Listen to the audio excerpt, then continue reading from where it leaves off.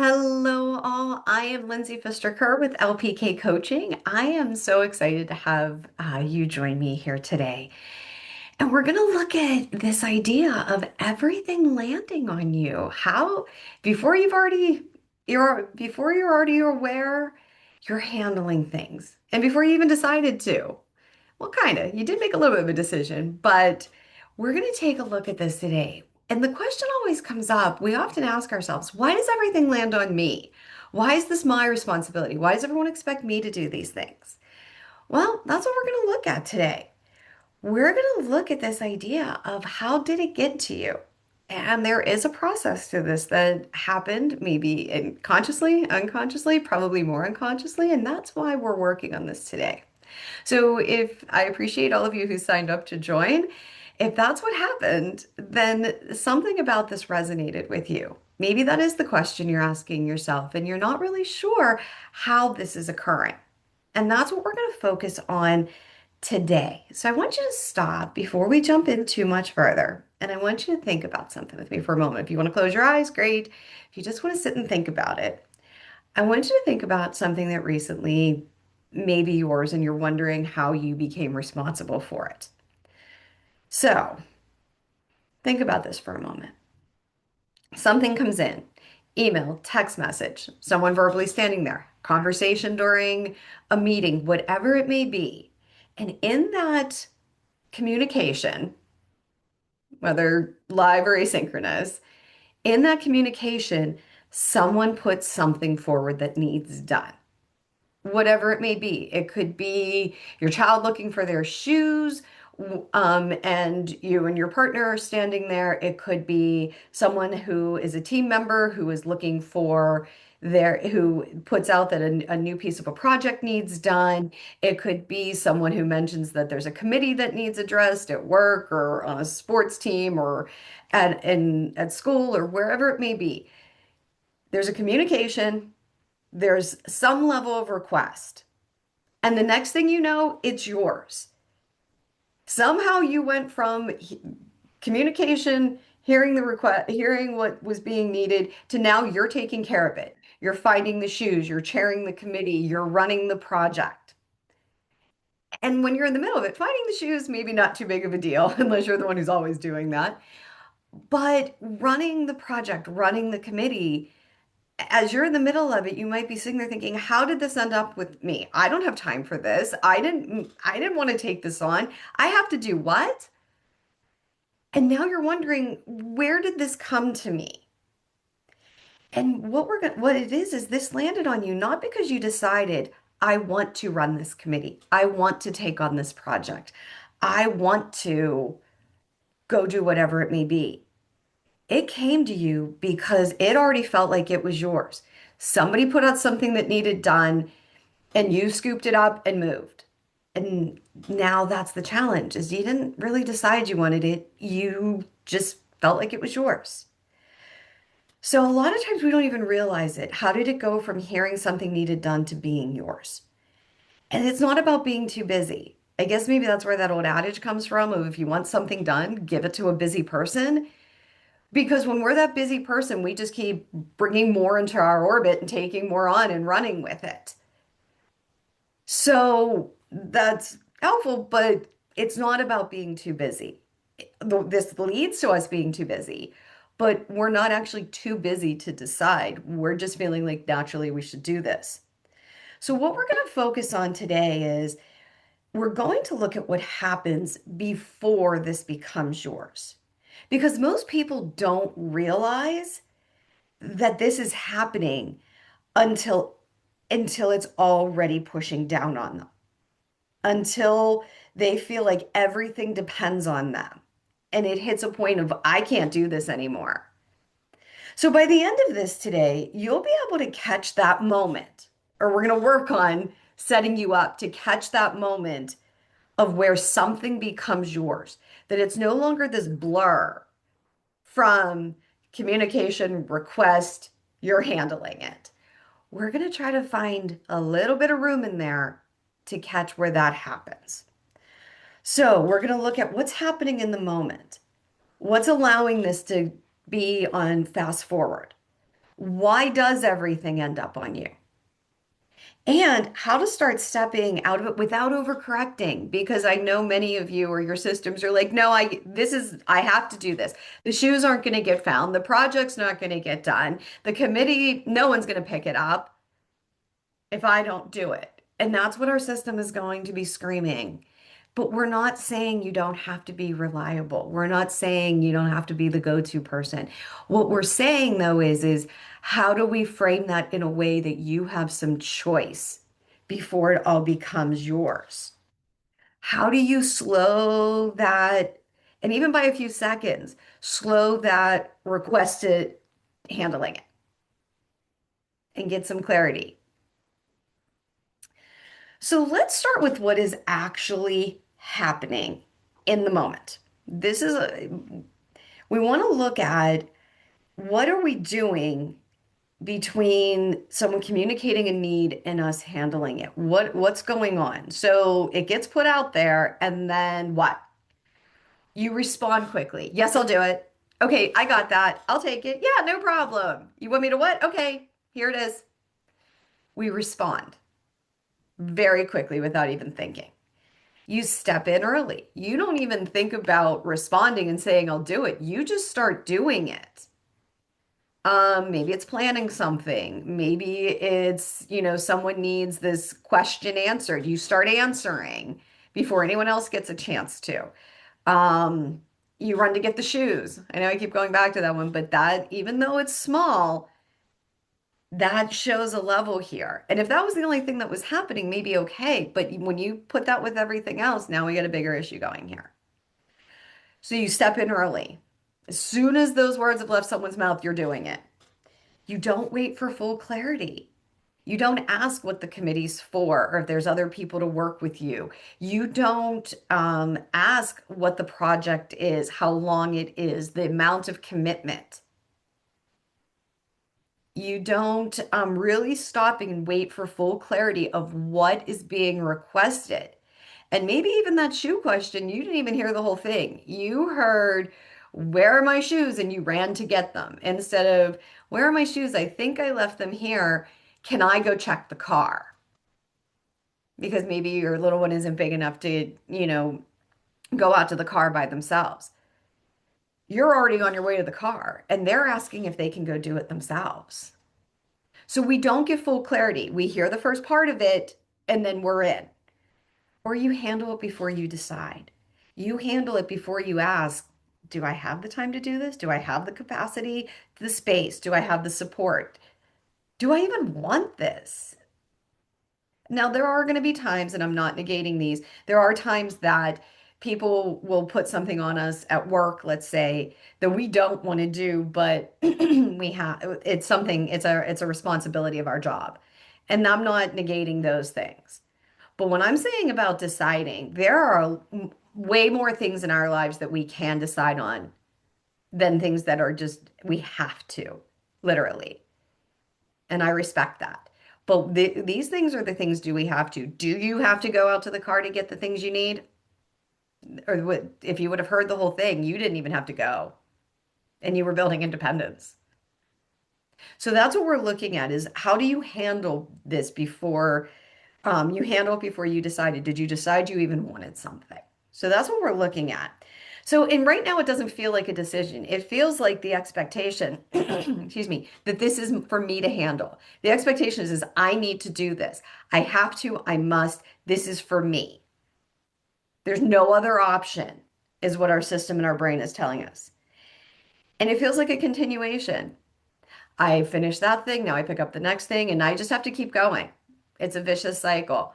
Even if you haven't finished something and the next thing gets picked up, it's you're not deciding, do I need to take that? What is the next thing I can take on? Do I want to take on anything? Do I need to take this on? And that's even another thing. A lot of things we think we need to take on may not be ours either. We're just continuing. I hit a level of responsibility that now everything that lands in front of me is mine. I'm just continuing it on. I'm not pausing. I'm just continuing. It's kind of like when I run my electric sweeper through my house. If I don't put up those barriers to stop it, It will suck up at Christmas, it will suck up the tree skirt. It will pick up toys. It just continues. It was told to go sweep and it just continues to go. Your system has told you, go be responsible. And you just keep bringing it in without even stopping, like, hey, should I even pick this up?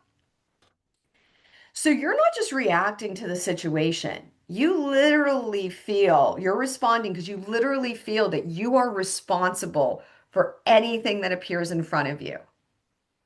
Whether you are or not, we're not there to have that. We're not at that part yet of the conversation. But your whatever shows in front of your purview that somehow connects to you or something that you have, your family, your work, whatever it is, you own it, you take it, you move on. So this is the moment where things start to become yours without ever being clearly yours. No one actually said, "Can you?" or mom, dad, aunt, whoever. Have you seen my shoes? No one has said, "Hey, so and so, we would really like for you to take on this job." And in some cases, because you've said yes so much, people just assume you'll take it on. So they may have said your name, but the question is should it really be yours? So I've gotten a lot of comments on YouTube after as I've talked about this month is like people just assume I'll do it. People just think I'll take it on because I always have. So is it yours anymore? Is that what we're looking at? So this is automatic. This is a feeling in us that that we're responsible, so we have to take it on. I don't have a choice. I don't get to decide. I have to. And if I asked you what makes you say you have to, well, it's because it's my job. It's because I'm a parent. It's because I'm responsible for caring for this person. It's because. And in some ways, maybe.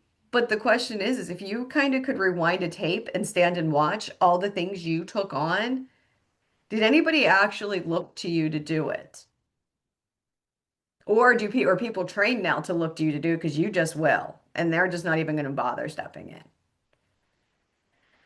So this is a pattern. It's not a personality trait. Responsibility is a value that can grow out of control. But this is not, yes, you're a reliable one. Yes, you're the responsible one. Yes, and maybe you've been labeled that. Maybe you've labeled yourself, others have labeled you that. But this has actually become a pattern. You've trained your system and you've trained the people you work with, the people who live with you, the people who know you, the people in organizations with you. We've set a pattern. And I say we because I am this person too. That's why this type of work and supporting people in this way is so important to me. So we've trained people to either automatically default to us, we've trained ourselves to automatically take it on. We've established a pattern. And patterns can be changed, and that's what we're going to look at. So, what happens then? Where does this shift come where we went from being responsible and doing the work that was actually ours, things we actually wanted to do, things that were had some boundaries around it? Where did the shift come that I went from here's what I am responsible to do, here's what I've been asked to do, here's what I'm choosing to do, to where did it become this blur into I handle it all. It's all mine. And that's what we're going to talk. So we've gone from, okay, automaticity. We trained ourselves to have this pattern, but we're going to pause for a minute and ask, how did that pattern come? Where did that pattern come from? So responsibility expands over time. If you look back over your life, you can probably identify how you've been responsible in this way. I know I can. Uh, and I've shared in some ways that when I look back, I was the one who would take on responsibility in a group project from elementary school on. Maybe that relates, maybe some of you can relate to that. I'll do the work, I'll do it. Now, there could have been reasons. Maybe it was just easier. Maybe it was like, oh, my grade, oh, whatever your reasonings were. But we can look back as we were that. Or maybe you took care of siblings. You were the one who stepped in and made sure that, they got off the bus and got home safely. And these were all things that were levels that responsibility that was given to us or that we chose to take on. I chose to take on those group projects. Maybe you were asked to care for siblings, but it started out as contained responsibility, directly given or chosen. And then it quietly grew because there's multiple reasons. But we went from it not being assigned to us or us not being choosing it anymore to being assumed to do it. It's not assigned, it's assumed. Other people assume you'll do it, you assume you'll do it, or it's stepped into. You just do it now. And that's where it becomes a challenge. And that's how it grows. And some of the challenge in this too is we were rewarded for it. We got the pat on the back. Thank you for always taking things on. People appreciated it. Maybe we got promotions from stepping in because we were the go-getter, we were the hard worker. And it could come, our parents were appreciative of us helping out or us cleaning up around the house.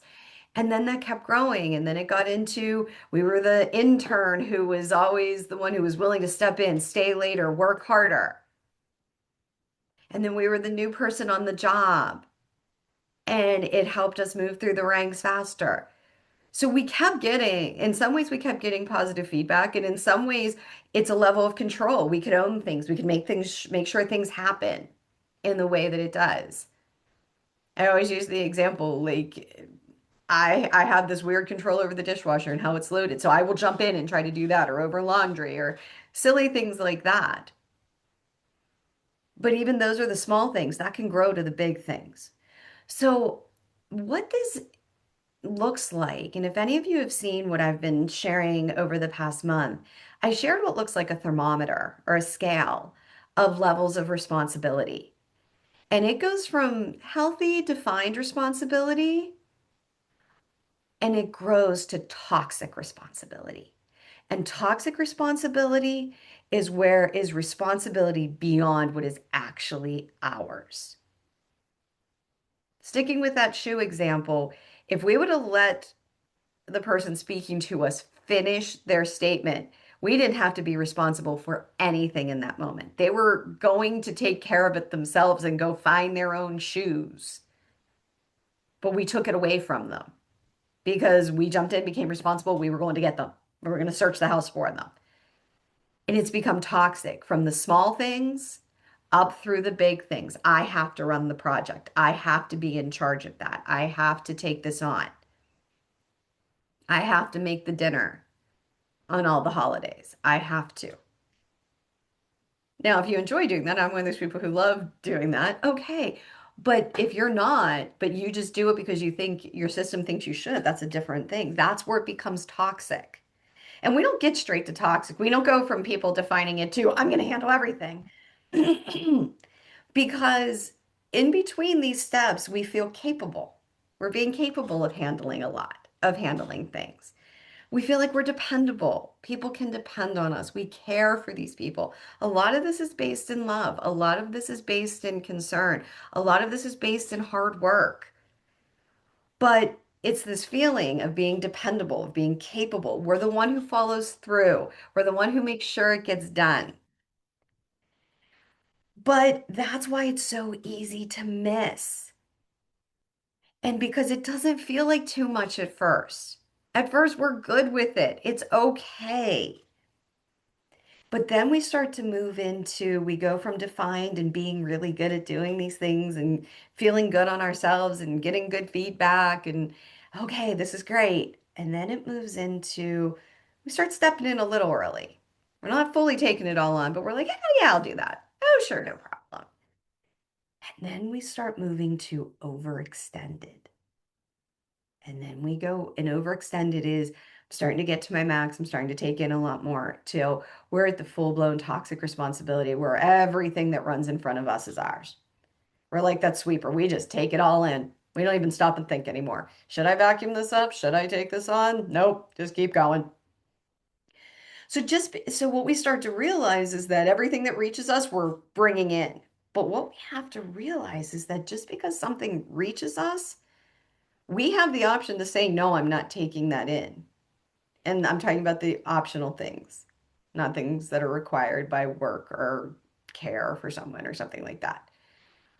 But like I said, I think we underestimate how much we actually have choice over. Because we just don't, we're at a point now, I'm going to guess you're going to feel like you don't have choice over anything. But we do have more choice than we realize. Probably the percentage of what we don't have choice over, if I had to throw numbers at it, maybe 5, 10, 15%. If we go with the 80-20 rule, we don't have choice over about 20% of the things that come to us and probably 80% of the things we do. And so we realize now we need to realize, has my responsibility expanded beyond where it needs to be? Am I seeing everything as 100% of I must take it all on? And this isn't about how much you have to do. It's how much you decide. Again, like I said, the majority of it is not going to be a have to do. So I want you to think about this question for a moment. Where do you step in before things are actually yours? And we're trying to get the brain to back off a little bit, but maybe give yourself a little bit of space on that. Where do you step in? So now that we understand what toxic responsibility is toxic responsibility is I have moved from being making choices or things actually being assigned to me, they're in that 20%, or I decided to now everything, no matter what it is, no matter how it gets to me, no matter how I hear about it, is mine. We're at overextended, we're at toxic. We've moved in that direction because each step kept getting easier and easier. So the question is, so what do you actually do with this? It's happened. You're here. You're recognizing whether you want to or not, you're recognizing that this is not sustainable. This isn't where you want to be, but it is your reality. So moving back from that. So a couple of things I want to put out there. This is not about changing everything. I believe in practicality. I very much, a lot of the people I work with do have, they're very high achievers. They have a lot of expectations on them. They care deeply. And the question is for me to just say, well, just stop doing things. Their system will laugh at me and they would probably turn me off right at this moment because that's not a reality for them. To say, well, you don't have to do what you want to do. And people are going to say, no, do you know my job? Do you know what my do you know what my life is like? And so I like to, I'm respectful of that because there's a level of practicality of where does it fall between only go back to what's yours, only go back to what you want to do, and where our system is currently living. And to try to make that quick transition is not realistic now. Our goal is to slowly move back. So, how can we? So, it's about understanding what's happening in real time. It's about giving you some room to choose. It's not about you completely, if you can, changing, but our goal is to take steps. So we've recognized what's automatic. We're handling things before it's ours. We're handling things before we even decide if we want to do it or if it's even our responsibility. We're responding before we've actually perceived, am I responsible for this? And it feels immediate. It feels necessary. It feels urgent. I have to give them an answer right now. I got a text message. I have to answer it. I have to get right back to that. So now that we've recognized the automaticity of how our system is responding, because our responsibility just keeps going and going and going and doesn't stop. It's on a continuation loop. Now we want to look at is how do we recalibrate? How do we start to adjust our system, to start to step in, to get out of that autopilot, that automatic response? So we're not going to say just step away, just stop. You can just walk out of the room.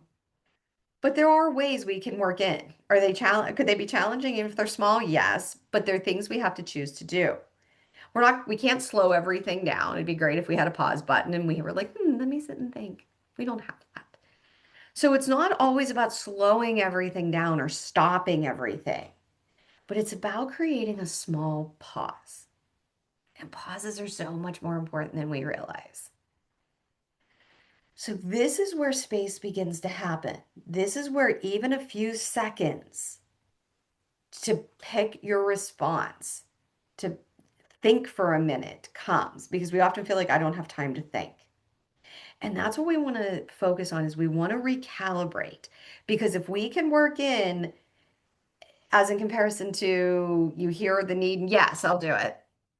Or the text message comes in and the person's still, you see them still typing, you see the little dots. You're already, yeah, I'll take it on. What do you need and when do you need it? You haven't even gotten all the details.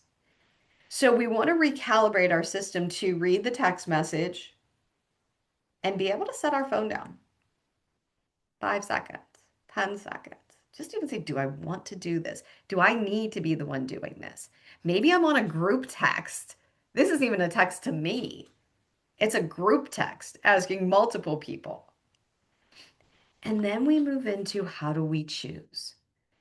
Because choice is the moment where you start to take control back, not of everything, but of what is going to land on you. So in that group text, can you give it a half hour if it's about a school committee, a sports committee, a group of friends planning a trip or a night out? Can you set that phone down and see if anybody else takes it on? And can you ask yourself, do I have the time for this? Do I want this? Because without this step, the responsibility just continues on, and you're going to just keep being in the same space. So it's not what should I do? Should I take this on? Because shoulds are going to lead to yes, you should. A responsible person would take it on, is what your brain's going to tell you. It's not should I take this on? What am I choosing to take on? And that's the question. What are you actually taking on? Do you want to plan that night out with your friends? Okay, you're choosing to put together that event. Not should I? I guess I should. I care about these people. Because a lot of times it's something we care about, it's in our value system, and the should is going to win. But the question is, that's not what we're looking at. We should be looking, there's should, sorry, my apologies. What we can ask is, what am I choosing to take on? Because then we're moving from awareness to ownership. I recognized that a request has come in, which turns off the automatic thinking, and that's how we're recalibrating. And now I'm moving to, do I want to do this? Or what am I choosing to do? And you still may take it, and that's fine. But at least it wasn't a blur from text right into you're already in the middle of doing things that you don't know how you got there. So let's make this real for a few minutes. I want you to think about something you're currently sitting with or something that happened yesterday or today. Because I don't doubt there's probably somewhere, whether it's small, big, whatever it may be. Is it your inbox? An email came in and you quickly responded. Were you asked to do something? Were you having a conversation? Is there a lingering task no one is picking up and it's driving you crazy? Don't overthink. Just think of something that comes to mind. Now, I want you to think about if you're in the middle of it, okay, but if you're not in it, you're reflecting, how great was that urge to respond? And you may have felt it in your body. There may have been a tensing, there may have been like a rushed feeling. You heard the phone ding and you needed to hurry up and get to it. How great was that urge to respond? How quickly did your mind start moving? Before you even took it on, who would you already plan to call? Who would you already plan before you even knew what you were taking on? Who had you thought to call? What list did you start making? What did you start putting together? And think about this. And somewhere in there, you made the assumption, this is mine. What made it yours? Did someone directly make it yours? What made it, this is mine? So now, I want you to think about this task. If it's something you did step into and now you own it, or something that you're processing through, has this actually been assigned to you? Has anyone actually asked you to take this on? Has anyone actually said, could you? Would you? This is assigned to you. I'm not available. Can you? Or did you take it on without even getting clarity that somebody wanted you to do it? Think about that for a few moments.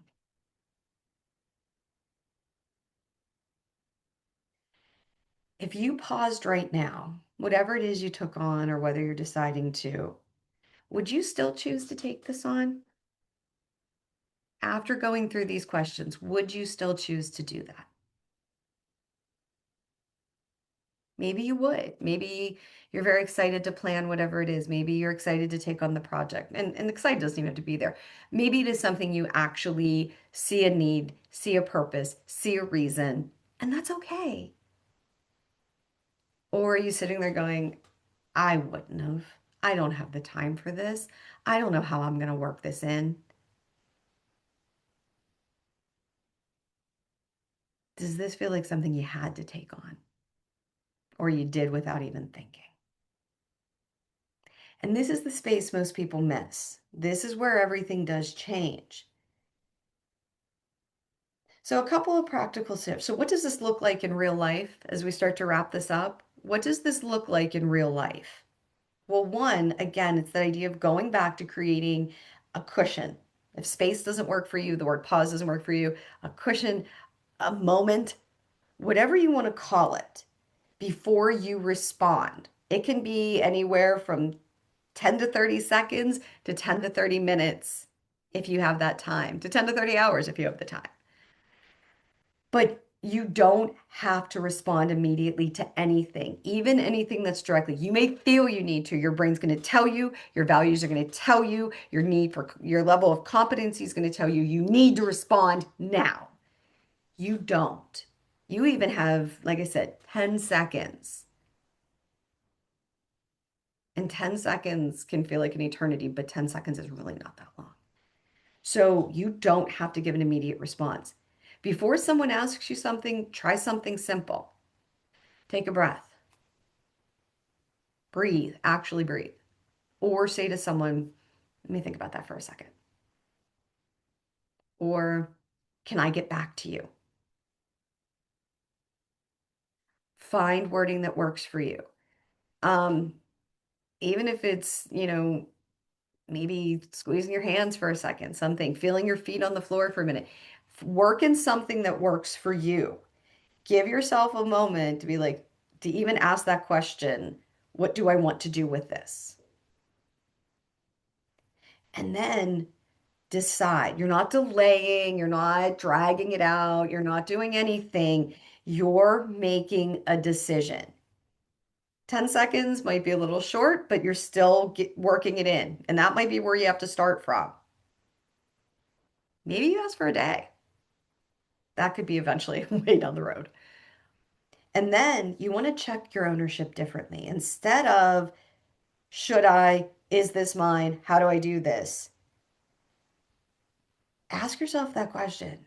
If this hadn't reached me, would I still choose it? If I hadn't been standing here and heard it being said, if I hadn't been on the text message, if I hadn't gotten the email, would I even choose to do this if given a choice?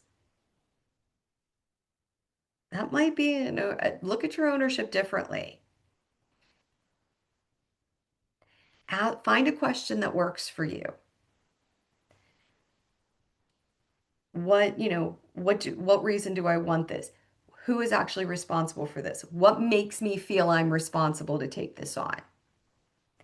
And then stop closing every loop. Not everything needs to be handled immediately. You don't have to close that loop. The question came in, you're processing it. You can hold there and then choose when to close the loop. 10 seconds, 10 minutes, then close the loop. You don't have to close the loop instantly. And not everything has to be handled by you. There are many of us that feel we have to handle it all. It won't get done right. Things will fall apart. It will be done poorly. It won't get done on time. Whatever it may be, we need to start checking those assumptions and realities. So most of the time, nothing's going to look like it changed externally. You're still going to be taking things on. You're still going to be handling things. What is changing is internally, is that you're no longer a few moments down the road going, what did I even take on? I don't want this, or feeling guilty to have to. And most of us, I may probably wouldn't call back and say, I can't take this on. That's even worse than saying no from the beginning or saying, let me think about it. So now we're trying to figure out how to make it work. So people may not see a change on the outside. You're still going to be reliable. You're still going to be responsible. You're still going to be capable. But now what's going to change is on the inside for you, what you're taking on and how much of it and how you feel about it. So you're not removing responsibility, you're defining it. You're defining what you have to be responsible for. So 20% is going to be handed to you, and 80% of that you're going to be choosing. So wrapping this up because we went a few minutes past as we always do, and I feel bad. I'm so sorry. But you don't need to stop being reliable. You don't need to stop being the one people rely on. But you need moments where you're not responding automatically. You need a moment in there where you pause, where you decide what you're taking on and what you're not. And at least if you decided it, you at least feel like, okay, I'm handling this and I chose this, I picked it. I'm going to do it. So, if this is something you're starting to notice, I created a quick 3-minute reset to help you out of this pattern moment. It's a free one-sheeter. You can hang it up, you can take a picture of it with your phone, but it asks these questions. It takes this process that I've just shared with you and gives you a visual that it's right in front of you when you need it. So, until you internalize this, this will give you that support.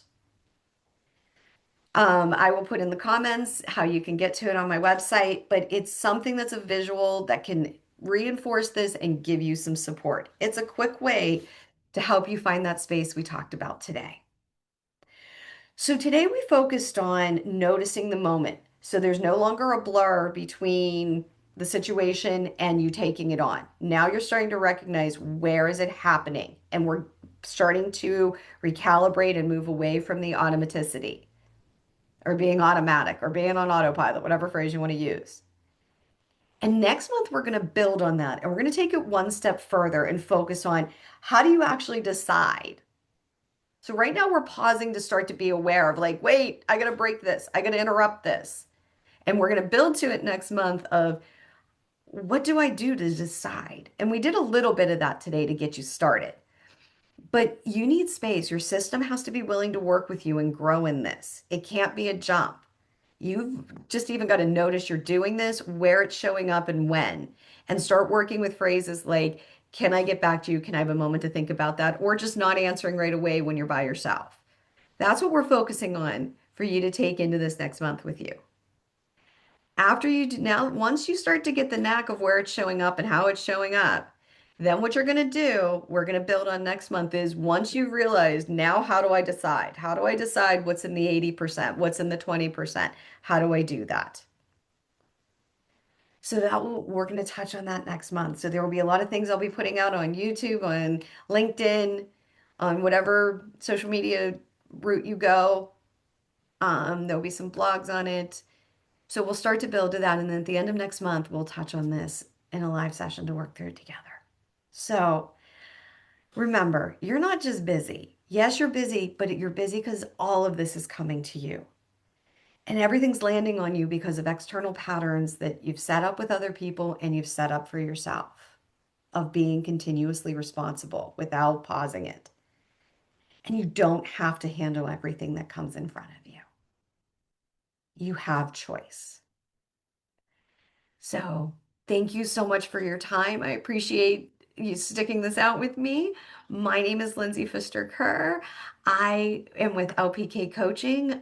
Please, if I can support you, please don't hesitate to message me. I work with people individually to help them work through these processes, think about this, and be able to address this in a way that supports them and allows them to keep showing up and being the person that they want to be. So I hope you have a wonderful day. Take care.